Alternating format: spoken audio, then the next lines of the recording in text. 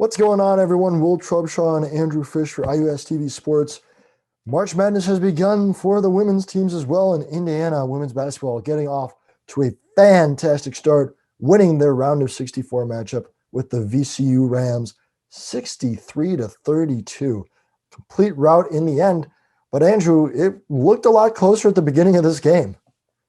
Yeah, it certainly did. I mean, Indiana, how many times can you say a team that scored 6 points in a quarter? They scored 6 points in the second quarter. They only had 4 assists the entire game, and they struggled from deep throughout, yet they won by 30. That just, I mean, they just figure out a way with their defense. Give a lot of credit to Grace Berger. When Indiana's offense was struggling, she kept the boat afloat for them.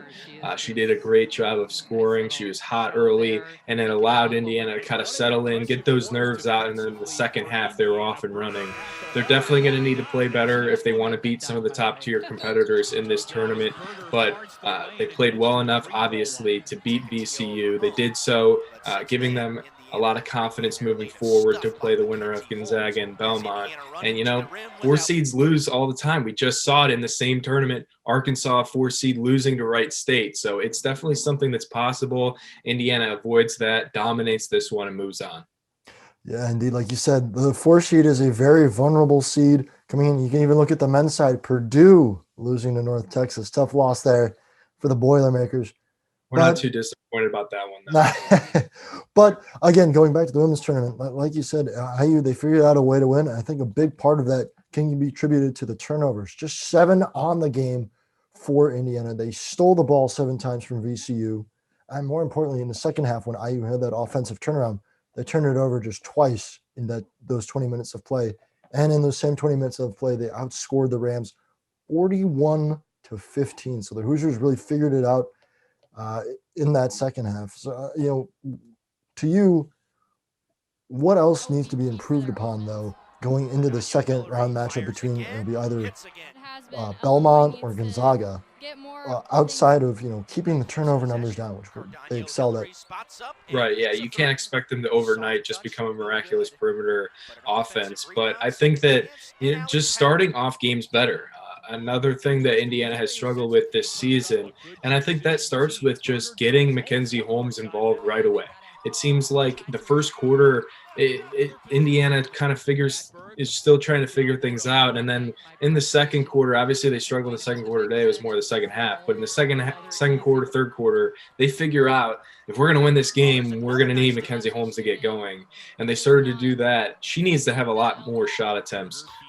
In the first half, she had, I think, 2 or 3 shot attempts in the first half. That's just not going to cut it if you're going to be beating some of these top level teams. It's going to be because of Mackenzie Holmes, and she has to be more involved. A lot of that has to do with herself, getting open, getting good post position, because a lot of times she found herself in an area where she wasn't open to get the ball. So it's not necessarily all on her teammates not getting her involved. It's on her as well to get open, get enough get some positioning where she can get some shots up. And if they're able to do that, I like their chances moving forward to go out against pretty much anybody, because we've seen what she can do. She's one of the best players in the country. She's the best scorer on this team. So if she has a better game, if Grace Berger plays the same way that she did, and then if you throw in an Ali Patberg or Nicole Cardano-Hillary, if they have better games as well, look out if your team's facing the Hoosiers. Yeah, for sure. You mentioned, again, Mackenzie Holmes, 14 points today, but all 10 of those came in the second half. It was a really slow start, and IU, they just weren't looking in the post, but they figured it out. And that was the recipe. That second half looked a lot like that 9-game win streak that the Hoosiers had to close out the regular season. So up next for Indiana, again, they await the winner of the 5-12 matchup between number 5 Gonzaga and number 12 Belmont. Both those teams were their tournament conference champions, so they've won a few games in a row. They're rolling, just like VCU was coming into this game. We will find out more about who Indiana plays later this Monday evening, and then Wednesday evening, those teams will clash for a chance to move on to the Sweet 16 down in San Antonio. For IUSTV Sports, I'm Andrew Fish. And I'm Will Trubshaw. See you next time.